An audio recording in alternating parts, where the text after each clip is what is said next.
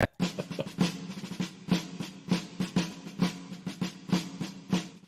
everybody. Welcome back to The Collective, where we talk about cool stuff with cool people all the time, every day.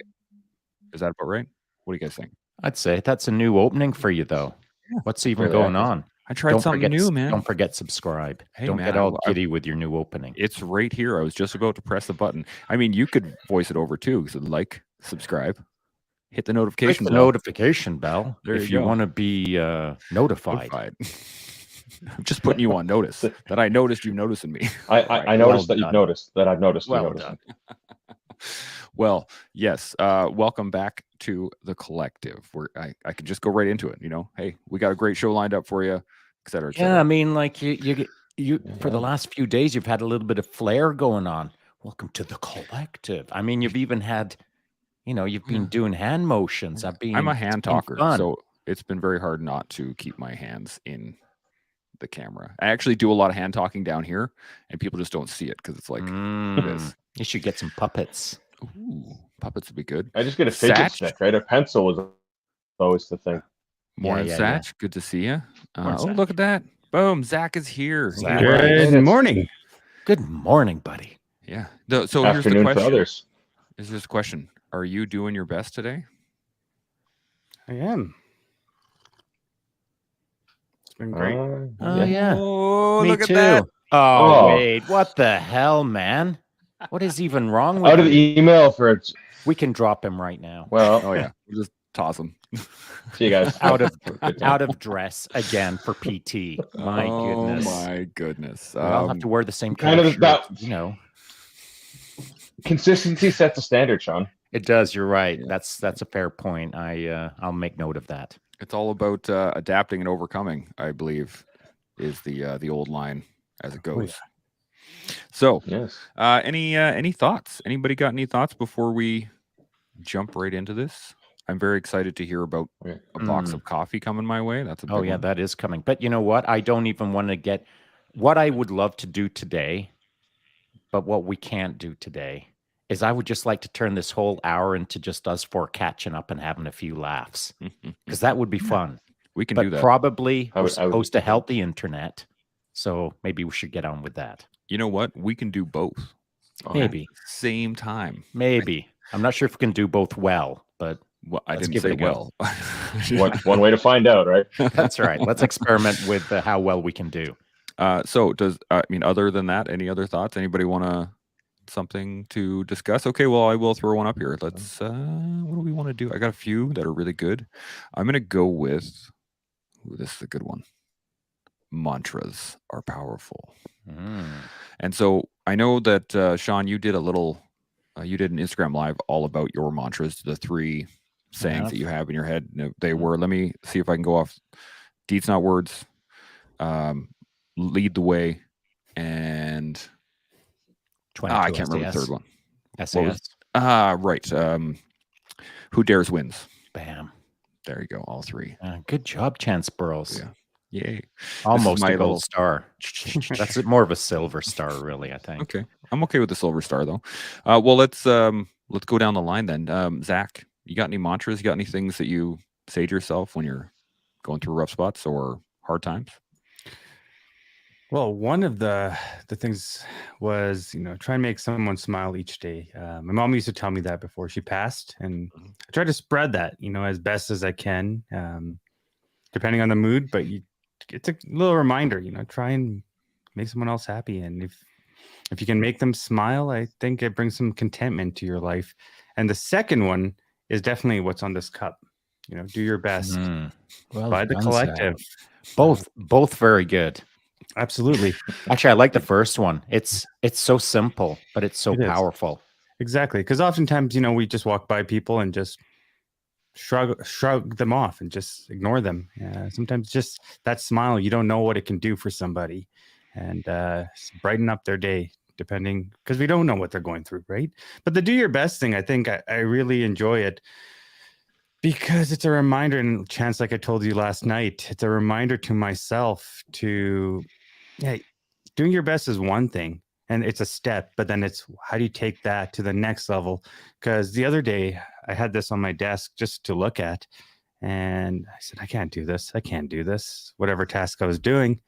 And I said, do your best. And then I thought about it. It's like, well, I can do better than just my best. Come on. You can do this, Zach. So give me a little pep talk. So I like the way that it faces towards me when I'm drinking it rather than outwards. So it's that reminder, that reflection. Thank you, Chance Burles. Yeah. Employee of the day. Gold star. So you'd said something there on the first one, try to make someone smile in their day or in your day. And I think then you had the follow on to, and it reflected back on you or referred to you. What was it again? Oh, try and make someone smile each day. It will obviously better yourself and their lives. So it's right. Dropping those nuggets of positivity, right? Not the cheesy way. Yeah. But in a That's a good grocery lineup, just smile at the person. You don't have to off always, right? You just take a step back. I think that's cool, and I think it's super important. But the other side of the coin is, well, you've got try to make someone smile every day. As a coach, it kind of goes along these lines: trying to make someone suffer every day. Now, I know that sounds terrible. I don't mean it like mean-spirited. But I think you've got to try to make someone smile, of course. But I think you've also got to make someone like feel the heat, and call it suffer, call it hardship, call it adversity, call it whatever you want. But I think there's a yin and yang each day. Get someone to smile, get someone to suffer. I like that. That would be making sure that at least, or you could put it in a different terminology, make someone think or process or be more thoughtful or anything that's that middle you can ground. Middle ground, okay. Just make them suffer. Yeah, we'll make them suffer. Yin and yang. That's true. It Gotta have isn't the called extremes. yin, sort of the middle ground, and yang. It's yin and yang. So replace suffer with adversity. Replace adversity with hardship. Replace hardship with that sucked, or that almost broke me, or I cried, or I vomited on my shoes, or I've never sweat that hard. I didn't think blood could come out of my pores like that. Whatever. Absolutely. Suffer. Well, here's the thing. I read one and the thing. How many muscles does it take to smile or frown? So it takes about 47 muscles to frown, while smiling only takes 13. It's interesting, isn't it? Do you know what's another super cool thing is do you know how many muscles you recruit when you're doing push-ups? You can even smile when you're doing push-ups. It's kind of like more muscles. There you go. You can work out harder. Hey, so can you. Everybody can. Wade, you got any mottos, mantras that you like to utilize? This too shall pass. It applies to pretty much everything, right? No matter how good, how bad. So it makes you enjoy the time because you know at some point someone's going to come in and mess up your day. So enjoy it while you got it, but also when you're in the thick of it, this too shall pass, and then you'll ride back up again. So it's ride the ocean, right? I like that a lot. Is it just the one? Do you got anything else? Well, there's a couple others, like a few analogies of. I've been watching, the mindless scrolling every now and then. You get these motivational clips come in, but one was about buffalo and cows when they get a big storm is coming on the prairies. Right. Yeah, I've heard that one before. No, yeah, I've never heard with it. It's so the story goes, if you watch buffalo on the plains, and a big storm comes in on the horizon, the buffalo will move towards the storm, whereas cows will move away from the storm. And it was found that even in the storm, the buffalo continue moving in the direction that they had initially headed, so that they come out of the storm faster. Oh, are you kidding me? No, that's the story. I don't know how accurate that is, but that better be accurate. I think it's because pretty that's awesome. too cool. Right? Yeah. It's too cool for it not to be true. Yeah.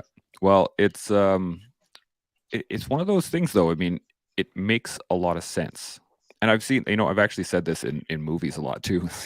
There's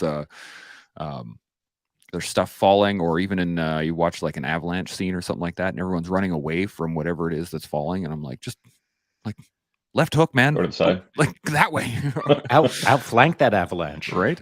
Right. But I think a lot of people don't quite understand the concept, right? Because there's not enough practice inside that fear realm or suffering realm that they just go into instinctual run, like get away, get away, get away, get away, versus being able to stop and think, or even just assess while they move. I think that's one of the biggest issues, especially with cattle. Cattle are not smart. Well, you know what? Humans aren't that smart. That's a good point. En masse, in no. certain ways. Yeah, that's right. And so A person is intelligent. People that's are pretty right. dumb. That's right. That's Yeah. right. As a herd, it's not that intelligent. And so it got me thinking about just in real time as you were mentioning all of that stuff. You know, the trick as humans, I guess, is to figure out, are we in the group or out of the group? And if we're in the group, should we be in the group? And if we're out of the group, why are we out of the group? And so if the buffalo are all heading into the storm, I want to know why they're doing that. I want to know if that's a strategy that they're actively applying, that they full well know that it's a smart strategy, or are they dogmatic? That's the direction that they were walking in. There's a storm coming towards them. They shrug their shoulders and just dogmatically keep on walking into the storm.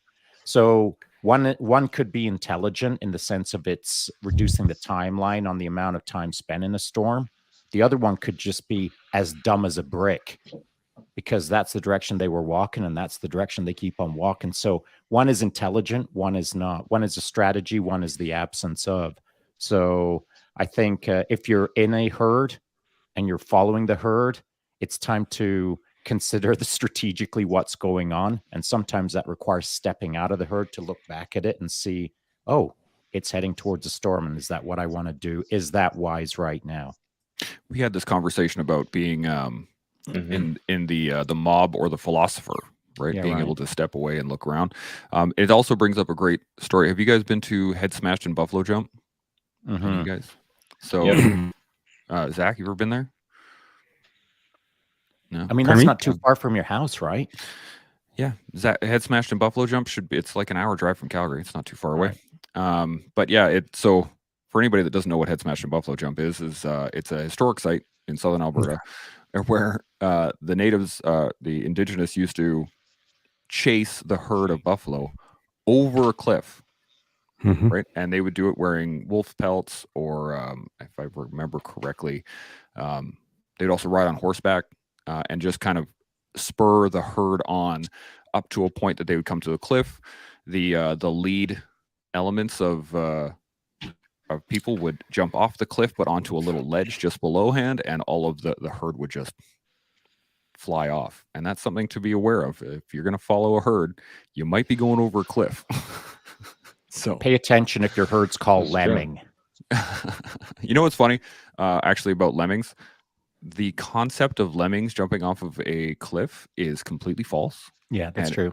And it came from a National Geographic team that were filming a bunch of lemmings, and because they weren't really doing anything, they actually herded them off a cliff into a lake and killed a bunch of them just for the sake of. So the ironic part about that is, though, it is kind of like almost a false myth that being passed around. Yeah. There's a lot of truth to it in modern society. Very much when so. You consider that the pack of lemmings that didn't want to go off the cliff were artificially herded off the cliff to create an effect.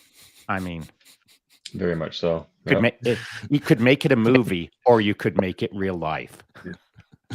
And well, I think they made both, right? That was the whole point. And now we're in it, and societally, I guess we're in it. We've got to make sure that we're not being herded, or if we are being herded, what do we do?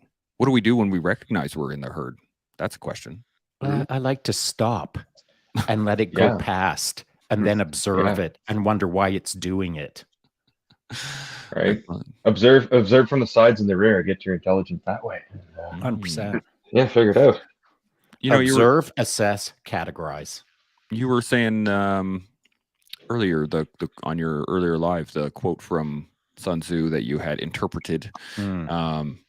Would you care to share it with us? Because I can't remember the exact quote. So the quote that Chance is referring to is, I'd put up a magazine article, The Sentinel, which was a Canadian Armed Forces magazine that came out on a fairly regular basis.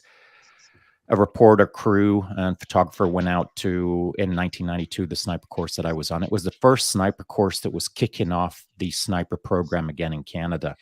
And it was a hard course, but the reporting team was looking for someone who had a head on their shoulders, I suppose, and they got fired over towards me, and they started rambling questions off at me. And one of the things that the reporter asked was, if you could take this course and turn it into a sentence or a couple of sentences, how would you describe the course?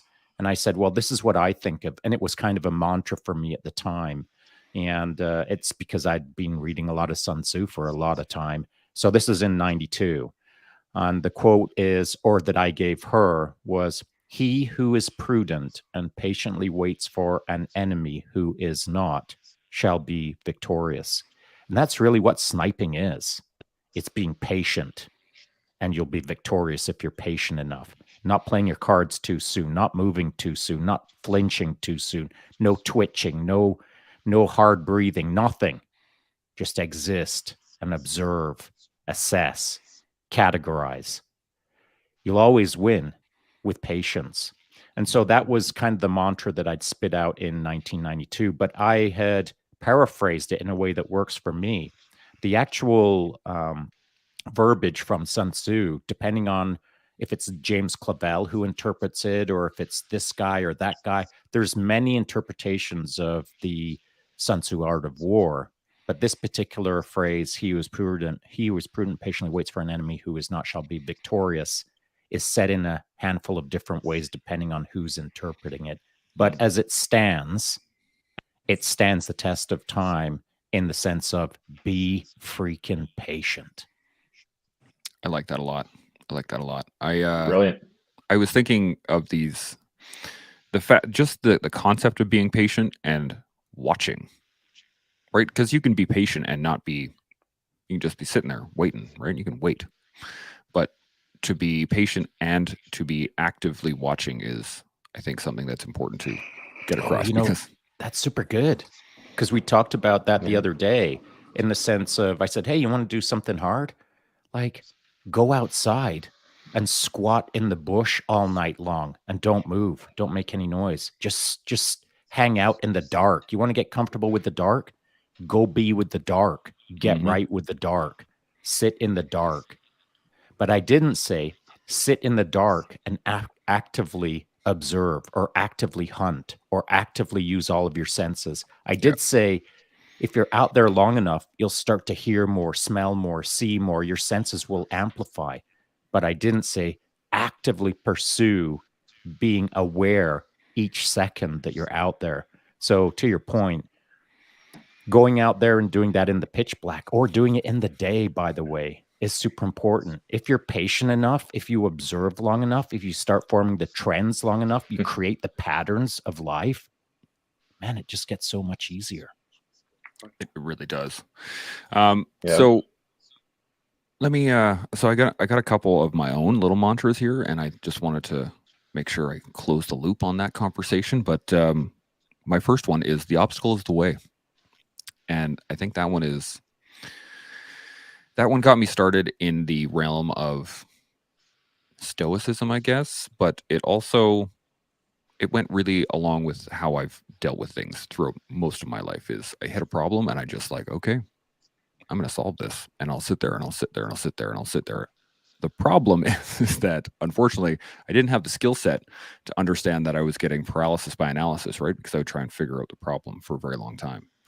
Versus the second mantra, when I put it together, is take a chance. Sometimes you just got to give her. And the cards will fall as they may, and then you can deal with them as they come. But what do you think makes mantras so powerful? Because they can lead you down both very negative as well as very positive roads. depending on how you utilize them. Any thoughts on what makes them so powerful? Well, there was Anybody? one that kind of stood out to me was it kind of went like this. It's like the devil whispered in my ear that you can't weather the storm. Today, I spoke back to the devil and said, I am the storm. So, you can look at it from two notions. Is it a negative where it's ego, or is it confidence? And am I trying to stand up for myself and achieve whatever I want to achieve in this one life? Yeah, So there's two ways to look at it. There is. And in fact, that quote, I used to have a rash guard with that on the front of the rash guard, actually made by a Canadian artist out in Quebec. And so I really like the rash guard because that's how I feel, man. You what? Bring it. Sometimes I feel like, the Forrest Gump. There's a scene in Forrest Gump where Captain Dan is up on a mast on their boat in the middle of a storm, the raging storm, where they survive the storm and then they manage to start scooping up all the shrimp, Bubba shrimp. And so Captain Dan's up on the mast. He's the boat's rocking. It's like mega storm. He's barely hanging on, and he's just doing one of these. Is that all you've got? Bring it.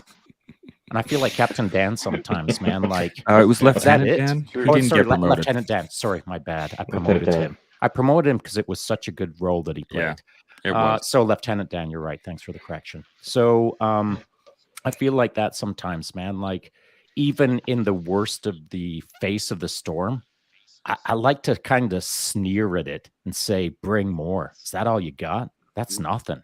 It's a mind game. It's a mind flip. It's how you run your program. Is that all you got? You're 10 out of 10. I expect 12 out of 10. Storm, bring it. It's an attitude, I feel. But when do you let the storm just pass you by? And, obviously this is a metaphor analogy, but when do you let it pass you by and just say, you know what? I'll wait it out instead of fighting against it. Maybe, I think it all depends on who you are and where you are in your evolution of storm facing.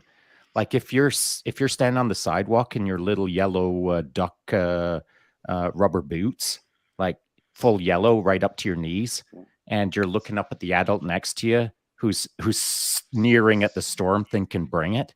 That ain't the right place for a 4-year-old to learn how to move their little duck boots into the storm. So it all depends on who you are. If you're being led as a 4-year-old into the storm, then maybe. But as a 4-year-old, you ain't sauntering out there into the middle of the storm. So it all depends on who you are, how you've been raised, the storms that you've faced, and how comfortable you are in the adversity. I think the metaphor is important, and it shouldn't be done blindly. That's called chance or hope, or maybe this will work out, which is okay if you're comfortable with taking chances. But as a 4-year-old in your yellow duck boots, maybe that ain't the right time. Yeah. What about chasing storms?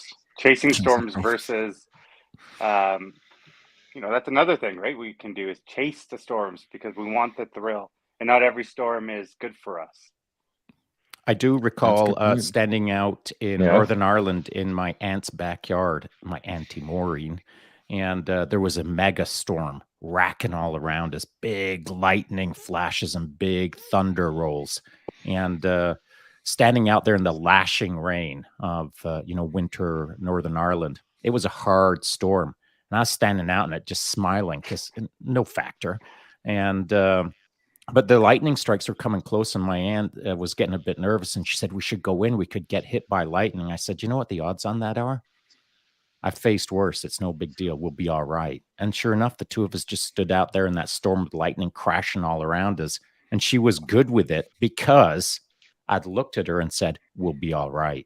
But up until that moment, it wasn't all right for her until someone demonstrated enough confidence or enough leadership or enough level of comfort in the moment that she just got right with it, there's I was just thinking about this, that there's something special to a point where you can stand in chaos. when you can just stand there.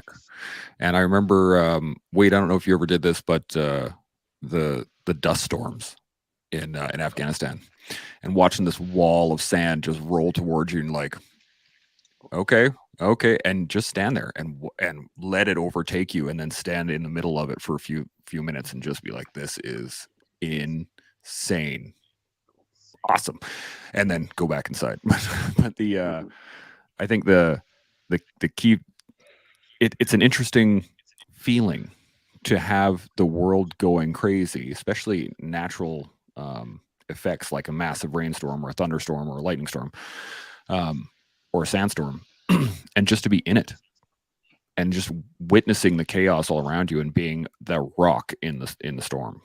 As well, isn't that Man, life I right want now? it. I love Yeah. it. It's But it's isn't where I'm that life? happiest. And it's Yeah, just standing there in the middle of it. Yeah. I mean, the only way I'm happier is if I'm standing in the middle of it and I freaking created it. You know what I mean? If I can create the massive storm around me and then stand in it, oh yeah. Where's the big red button that I have to hit? That's a But great isn't feeling. that life?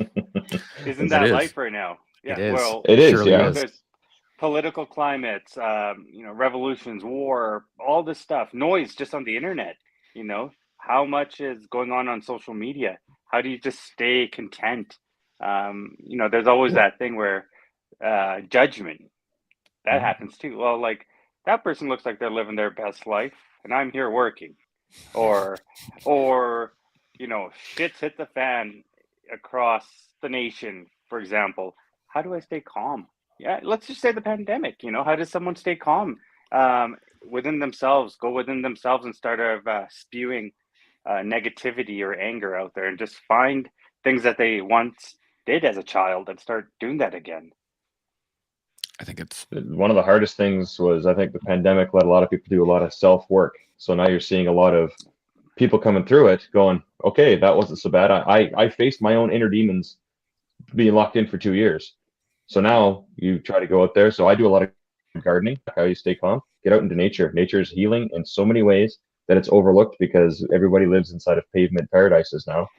And they pave paradise and put up a parking lot, and it's driving people insane, and they can't figure out why. The answer is simple: get outside. People that lived outside professionally, we seem to be pretty happy because that's where we're comfortable. So the ions of the earth, man, it's get out into nature is your biggest there's we're you got to stop scraping by on your neighbor's internet there, bud.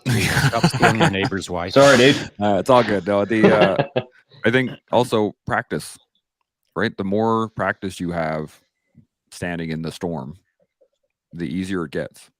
What are your thoughts, Shaun? You were going to say something. I was, and I was going to take us in a bit of a different direction, if you don't mind. It's not that it's a radical departure. It's in theme with what we're kind of talking about right now, but it's what's the most polite way to say this? I don't even know. I'm going to do my best to be polite. What I will say is this: I'm going to do my best to try not to offend anyone. That's good. So when we were in Kelowna on the weekend, I was just walking around doing a little bit of live chatting. And as I walked around the concrete jungle, mega cars, mega noise, mega nonsense. It was just all kinds of the suck, in my opinion. It's not where humans are supposed to live, in the sense of by a raging highway all the time. And it just wasn't working for me, man. It just felt like not human to some degree, even though, we created it and we're humans and yada, yada. Oh, I'm not getting into that. What I am saying is this: as I walked around, I was thinking, wow, people are disconnected from nature if they're living every day in this.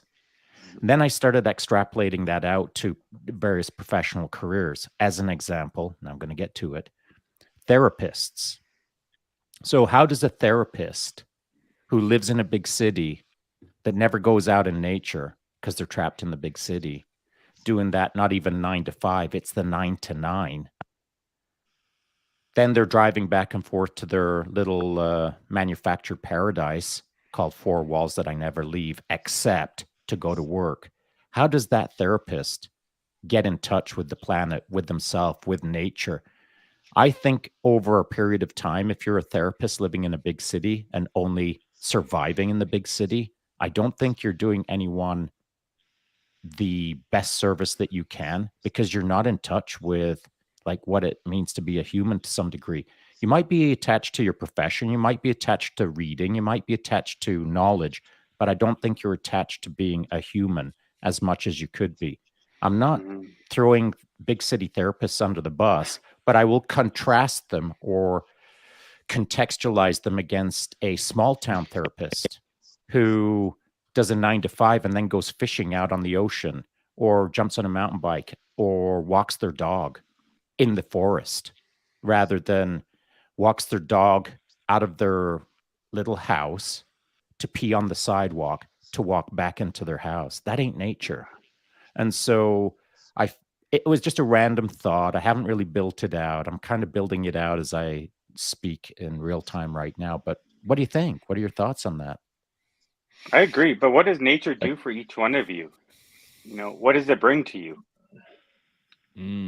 Well, That's a it great does make question. me realize that we are connected to the planet. I mean, when I rip down the single track on my mountain bike, it's not like I'm hovering. It's not like I'm floating. I'm riding on the planet, but in my mind, I'm connected to nature. As I'm riding nature, I'm interacting with it. I'm doing the things that I want to do with nature, while nature provides the things that it wants to provide to me if I'm aware enough. So the tree that I pass at warp factor 3, it only exists if I pay attention to it. Otherwise, it's not there. And so that trail network doesn't exist unless I stand on it. And so nature doesn't exist unless I'm out in it. And so how remote from nature do you want to be? How far away from nature do you want to be versus how deep into it do you want to be? I think the only way to understand what nature provides to me is by maximum effort out into nature, so I can understand my yin and yang, my left and right of arcs, my extremities of Mm, trapped in a concrete jungle versus trapped out in a jungle. I think you've got to understand both. You've got to explore both to see where your sweet spot is, and not just sweet spot today, because it'll change in a year. It'll change in 10 years. You got to keep touching it to understand it, to refine it, so that you can be in it at the sweet spot that works best for you this year. Wade, what do you think? What does nature Uh, do for you? Mine, it goes a little more deeper than that because I'm going to take you down like an electrical path of oscillating waves, right? So if you think inside of a city, your input stimulus is constantly. So if you get a lot of these waves coming at you nonstop, your brain, get out into nature, and this is my acoustics background from the Aesop days. Um, the vibrations of the earth, it's 7.83 hertz.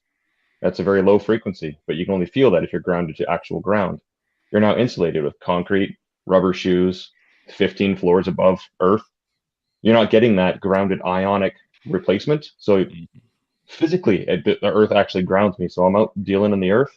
That's the calmest I am because I'm just disconnected. I don't need noise canceling headphones to go to sleep because I don't live in a city. I open my window, listen to the frogs chirp. So it's just, That's a great one. I've never, that's what it does. So That's fantastic. It's funny. It's a different. I love how it's slightly different, but kind of the same thing for each of us. What I get out of nature is scale. It allows me to see my scale again. It resets my scale, I should say, and I mean in terms of size. Right? We can live our lives thinking that we are huge and we're a big part of life, and everything happens because of us. mm, But when you step out into the mountains, or you step out into the foothills and you realize how small you actually are, and then you look down at the ground and you see this one little ant rolling through the grass, and you realize how small that is compared to you, or to how big you are, and you realize that you are just this little ant compared to the mountains, and the mountains are just these little hills compared to the rest of the solar system. And so it resets my vision of scale, right? It's not that I am large and in charge and I'm the one going to get everything done. It's the fact that I am part of a system and I have to play my part in the system in order and now I get to do what I want to do. But my footprint is not as big as sometimes like to think it is. So I think it's I like it, but I got to tweak it, at least for me, not for you. Yeah, I'm sure absolutely. that works for you. That doesn't work for me because I'm out in nature so much. I mean, I don't know how much of my life has been out in nature, maybe half of it or more.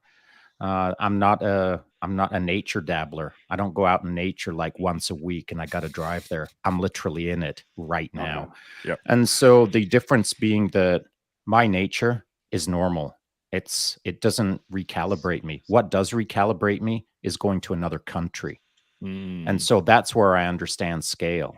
So, and scale not in the sense of the massive, not Paris, the massive metropolis. That doesn't rescale me.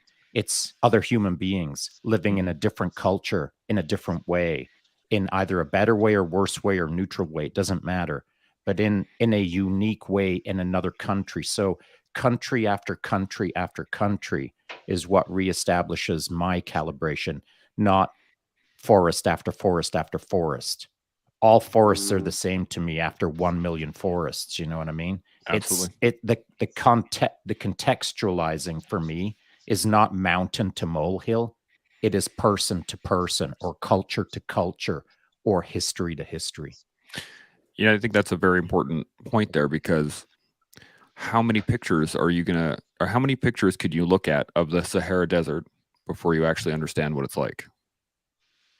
It doesn't matter, right? Until you're actually there, right? You have to be there to actually understand. In order to understand how the Bedouin tribes actually manage their lives in the desert, you could read a million articles, but until you're actually there, eating with them, drinking tea with them, actually being in that life, immersed in that life, can you actually truly understand that? So as great as it is that we can see, like I saw this on Instagram the other day, was a picture of Mars, just like one of the still shots from Mars from one of the rovers that are out there, and I'm like, man, how awesome is it that we get to see a picture of Mars on the surface? That's freaking fantastic. But at the same time, I can never understand what it's like to be on Mars until I'm either there, or somehow we figure out how to teleport me there. But you know what I mean, right? Like there's only so much you can get from a picture. There's only so much you can get from somebody else. That is the problem with society now. I feel is that I mean, if you've been to less than 5 countries, you don't understand the world. You might understand a history book.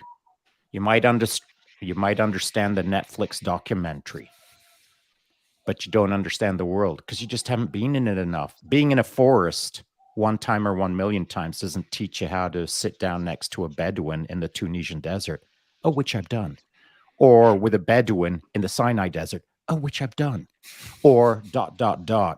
There's people who live their lives thinking they understand how the planet works by watching a documentary on their TV night after night after night, and they never leave their house to explore the world, to properly experience the world, yet they feel they understand the world through a documentary.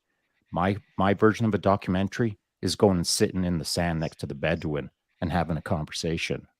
So, I think that there's a slippery slope of understanding where someone thinks that they've got it all figured out by reading a book, and I disagree. Well, it's interesting though when you talk about you seeing Mars, Chance. We live in a time right now, and we've all played with it. I don't know about you, Wade, but we played with stability or diffusion or mid-journey, where we don't know what's real anymore at times. Depending on the prompts, you can really create your own whatever's in your mind. You can create it, your imagination. So how do we move forward in society knowing what's real and what's not? Because we can create something so beautiful and say, well, that's what I want to live in, aka sooner or later the metaverse and VR goggles. I can live in there and be happy. I don't need to go out there anymore. The escape. That trying to run the program outside of the program, that's a whole nother conversation. But I do it. Yeah, 100%. We talked about it yesterday. Yeah, you and Satch. I was saying that I'm super proud of it was so weird to say it that way. It was a little weird. It was weird. But I am super proud of how much you guys have crushed it. Just because I know you, just because I've seen the evolutionary process, I'd be remiss if I didn't make note of it. It's not like I'm going to shrug my shoulders and not talk about it. So you guys are crushing it. And you're crushing it because you're being poked a little bit. Without the poke, you wouldn't be crushing it the way that you are. And so I am playing a game. I am playing a game. It's called Make People Better game.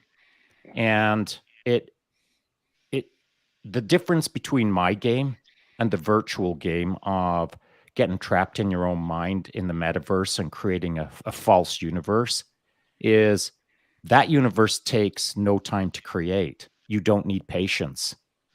But the game that I play requires patience. He who is prudent and patiently waits for an enemy who is not shall be victorious. It takes time to make people awesome. It doesn't happen overnight in a metaverse.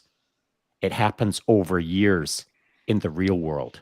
And so the trick being that if you want to create change, you've got to be prepared for the long game. If you want to be in change, you've got to be prepared for the long game. If you want to evade change, hop into the metaverse.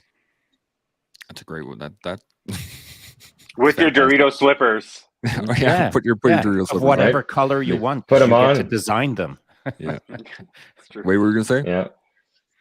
I was gonna say it goes back to the whole idea that without suffering there is no actual growth. You can create your own false happy world and you could be happy in it, but outside of that, what's the point? What are you doing? Like if you're not helping to grow things around you, you're just consuming what you're feeding into the system as opposed to fighting it, right? You know what's a really great example of this? You're the Matrix. Not just the Matrix, but real life. 2019.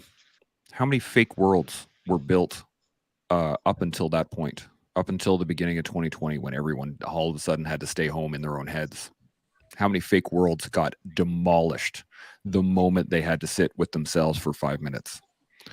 Right? And we've, as people, as a society, we've built up this world that allows us to distract and disorient and push aside and move, get away from all of the difficulties that are life. And then all of a sudden it came crashing down real fast and people started to realize how hard life can be when you run away from everything and are confronted by it all in one shot. So I think that's, we have a direct example. This is not The Sims, right? This is not The Sims. Exactly. Is it not though, Zach? Are you sure? Can you tell me that it's not? Oh, that's true. Fine. I'm not fully sure there, but Shaun had been on my podcast the second time around. Shameless plug. But nice, buddy. Well done. What was it called again? The Canadian podcast, I think. Could you refine that a little bit more, so. Zach? By Zach? Well, you had said something. I've posted it actually a few times, not just for the world, but for myself as a reminder. It's like, when you're not going down the right path in your life, when you're being lazy, you know these things. I mean, if you're lying to yourself, right? You got to call yourself out. And there've been so many times where I procrastinate and then it comes to the time where it's due or whatnot. And you start saying, well, man, it's because of this. No, it's because of you, because you didn't want to do it, because you did all the other things that weren't important in your life, right? But we can blame things. It's so much easier to push things outwards than go inwards. And I think, again, during the 2020 time, we had that opportunity to go within, fix what we need. I mean, I don't think we ever reach that destination. I think it's always a journey. 100%. Well, the problem is that, you're right. It is a journey, but for some folks, they took the first highway ramp that was called Trailer Town, where you get to live and get spoon-fed ideas that weren't your own initially, until a year or two later, you're hanging out in Trailer Town thinking like the world is against you, or the world is evil, or this, that, or the other thing. Just a pile of nonsense that gets fed into your head because you took the first exit off the highway, instead of staying on the highway for the long haul and considering how to do yourself better rather than bouncing off and having someone else tell you it's all going to be okay as long as you follow step 1, 2, and 3. which is what a lot of people did, I believe. So it's not that they were lazy or not academically curious, or it's nothing. I'm not going to point a negative finger and say it was that.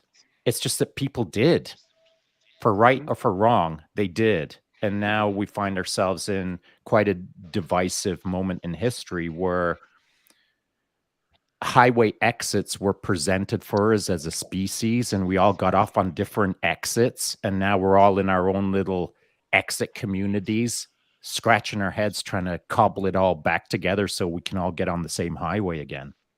Well, what about people that get stuck on the same, like, one mantra, and that's all they live by? You know, they forgot to stay on the road and just learn, keep growing and growing, I think. I'll tell you something that I do find concerning is people who got off on a lazy mantra, and now a couple of years later, they realize that that mantra was incorrect, but they're dogmatically sticking to it, whatever that mantra is. It might be, I hate the left, or I hate the right, or whatever. And they're stuck on it because that's all they had. They never thought deeply enough to consider the nuance, or sophisticated enough to move out of that. So they hung on to that for 2 years, and now they ain't moving on it for 2 years because they don't have the tools to move beyond what they've been doing for the last couple of years. And it's a problem. I'm not going to say it's because of IQs or it's because of this or that. It's just a problem that people aren't moving beyond their single dogmatic anchor that they threw into the ground and said, that's me. That's what I'm all about. I mean, we've talked about this lots, but it's the same thing with the uniform. It's the same thing with, like, you can attach your identity to basically anything you want. And whether it is a mantra, whether it is a uniform, whether it's a job, whether it's family, whether it's whatever, eventually those things can and will be taken away from you at some point. And therefore you have to be able to adjust and move on and learn and continue to find new ones. I was just thinking about this as a little image in my head was climbing up a mountain, right? And you have handholds along the way, and sometimes you got to set an anchor and sometimes you don't. Sometimes there are handholds, sometimes there aren't. And if you were to start climbing and then, set one anchor and be like, this is the one that's going to save me, and then stop, well, eventually you're going to get tired, and eventually you're going to fall, and eventually that anchor is going to let go. So you have to either keep climbing or get the heck off the mountain. But really, the only way is up, right? You got to keep climbing. And if you, I was just trying to think of, like, if you set an anchor on your first 15 feet up a wall and then climb to 200, what is that anchor actually going to do for you? Nothing, right? So yeah, you got. That was just the little image I had in my head of, like, how easy it is to attach yourself to something, but then just keep going. Like the fact that if I can use your climbing analogy or metaphor. No, you're not allowed to. Well, I'm going to try to improve it. By all means. So more importantly is you tap that first hold on the mountain, you tap that to anchor in, and you think dogmatically, that's it, that's all. Because that's kind of what's happening out there right now. Mm-hmm. It's not a consideration of what other anchors could I use in this moment. Just the one piton. That's it. That's all. That's all I'm going to use. But there's many ways to anchor. Mm-hmm. There's many ways to go up a mountain. The idea being that, as I see it right now as a society, we're entrenched or being dogmatic about, well, I chose this, so I'm going to stick to that. Or I chose this hold. That's the way it's been for me. That's right. This is the way it's been. This is the way I was told. This is what I will do. And so I disagree with all of that. I've said it many a time. I mean, I don't care who you are or what you think. Mm-hmm. You can change it in a millisecond. It's so easy. But Shaun, it is so easy to do a 180 on your thoughts. It is easy. We are all capable of it. And yet we don't believe it, or yet we don't do it. And it's not for lack of the ability. I mean, literally, here I go, left, right. See how easy that was? I can control my brain. I can control my thoughts. I can change a 180, flip the script I like that. We all know we can, and yet so many people don't. And I'm curious if anyone has any thoughts as to why that is. Well, it's the judgment, I think it's we've it's yeah. Sorry, well, I'll get to you, Wade, in a second, but go ahead, Zach. And we'll do Wade after.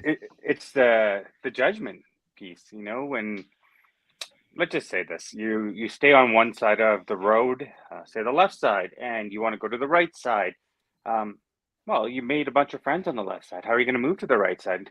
Now you're flipping floppy, even though you're in the middle. How do you, on anything in life? I might like art today. I might not like art tomorrow. But I won't judge you for it. Whether you like it or not is immaterial to me, just as long as you're cool and you're happy and you're righteous. It's a fear. So it's your fear. It's your fear, not mine, right? Yeah. Well, you're one person that wouldn't judge, but there are many that would judge. Right. But your fear is that you might be judged by making a decision that is your decision to make. Yes. And here's the thing is, you will be. Either way. You're going to be judged whether you make the decision left or right or not. True. Doesn't matter. Up or down. Exactly. But that's cool. Yeah. That's cool, because you know what? If someone is observe, assess, and categorizing me in the sense of, dude, you were heading that way, and then you flip-flopped in a millisecond, and now you're going that way, I can look at him and say, yeah, because I was wrong. And now I'm going right. So what's the problem? Yeah. Wade, you had some, but Shaun, you were wrong. You were wrong, Shaun. absolutely. Yeah, I was. Yeah, I totally was. And that's why I just changed my mind a millisecond ago. Wade, you had a thought? You guys said exactly what I was saying. It's the fear that paralyzes you, but that fear is yours to own. What other people think of you, it doesn't really matter. It's what you think of yourself at the end of the day. If you can look at that person in the mirror and say, I did my best, hey, I'm throwing it in there because I don't have the mug to do it. Nice. And you say unequivocally that you did good in that day, then who cares what anybody else thought of, because it was their perception to see. It's the whole, I don't know if you've seen the Prince William thing. It looks like he's flipping off a crowd from one angle, and then you go the other way and he's holding up 3 fingers like this. Perception is everything, but it's somebody else or address the session. If they're not observing the scenario for what it is, then who cares what they think, really?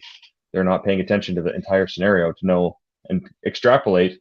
That whole common sense thing is lost. People see a snapshot, and that's what reality is now.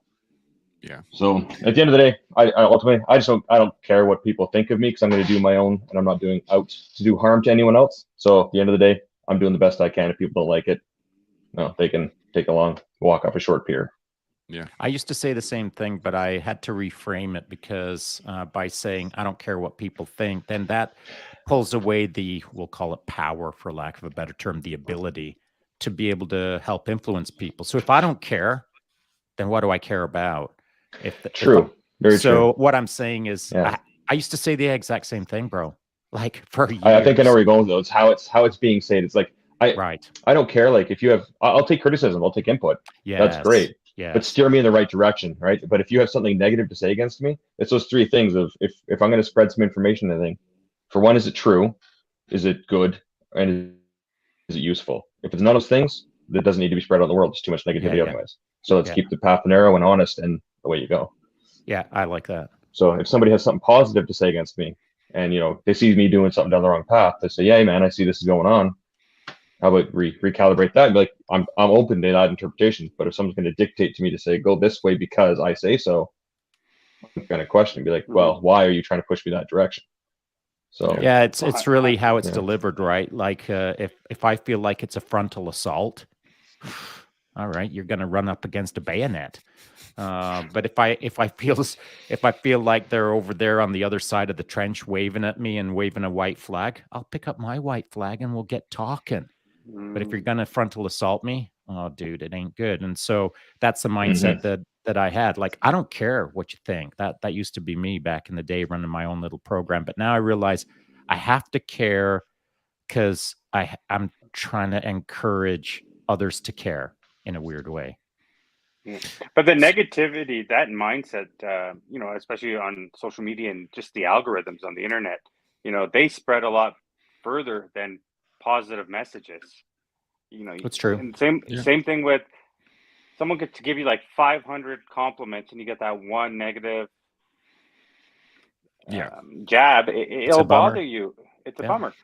How do you not let others' narrative define who you are? Because sooner or later, that cloud can come over, and you can start thinking, well, I might suck.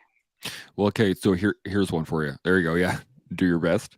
That's how I run my program. Then I don't care. I have no regrets. I got a really good one. You ready for this? I like that. Zach, think negatively of me. Go for it. Think negatively of me. There's not enough time left in the show. There's only 5 minutes left. I could do at least 15. But look how much my life is changing. It's 0. Right. But the difference is you asked him to think, not speak. Okay. And the moment that the moment that he speaks or starts typing negatively, how are you going to control that narrative? Because the moment that I type something negative about Chance Burrows that really gets under his skin, and listen, within 60 seconds, I could make your life a misery. And then how do you pull that back? So you do care.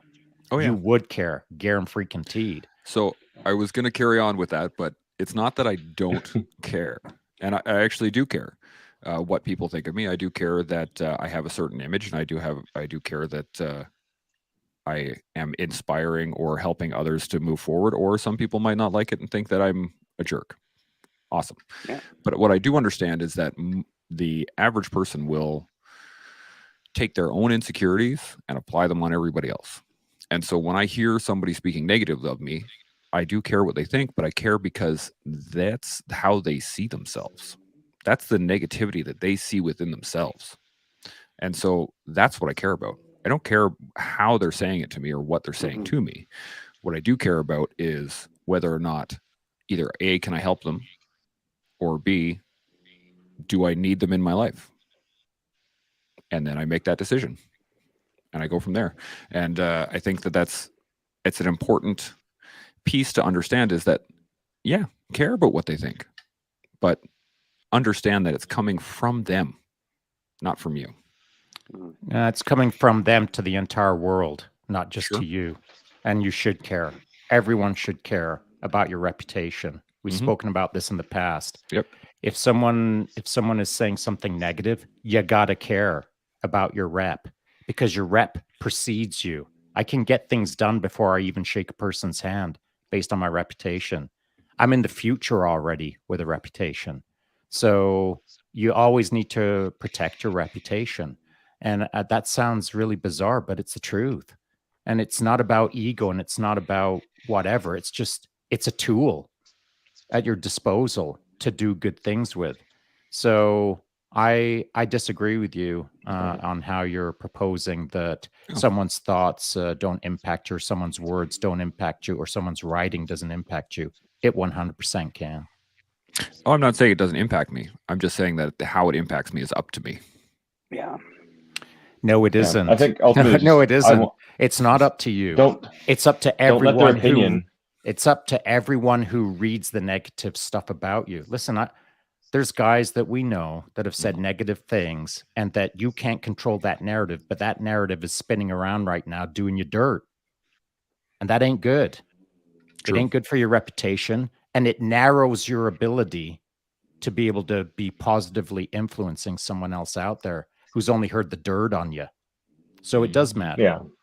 And the best way to combat that is to live truthfully by yourself at all times, right? 100%. So if you live to the true to yourself, what other people think or say is always going to shine as false anyways.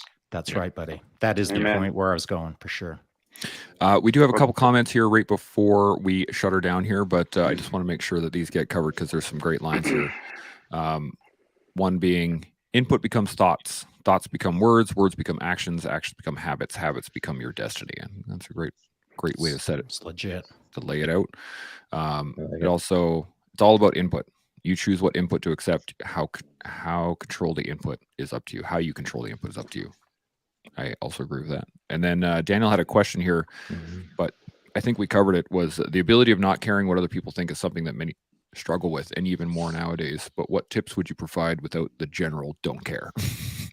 Yeah, I think we covered that one. Any final thoughts? I mean, we kind of strayed from mantras, but I think we kind of hit all the points at the same time. Any final thoughts, Zach?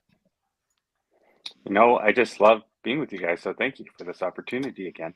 Dude, what the hell? Absolutely. Pick up the pace. Every Anytime, week man. you should be here. You should make. Hey, you know what? We can make you a regular. Like For sure. the days of Lavoie, we could have the days. Seb's of on Zach. Monday.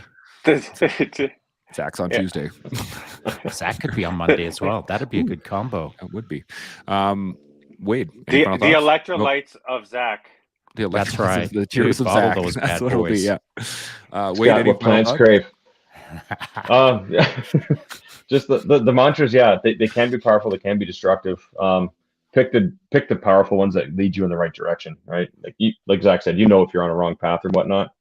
Kick those bad ones to the side, and it's easy enough to pick up a good one if you really wanted to. Yeah. Shaun, any final thoughts?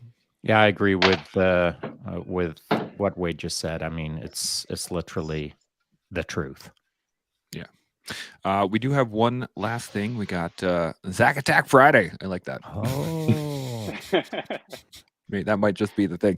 We'll figure it out for sure. We'll make sure Zach gets on here more often.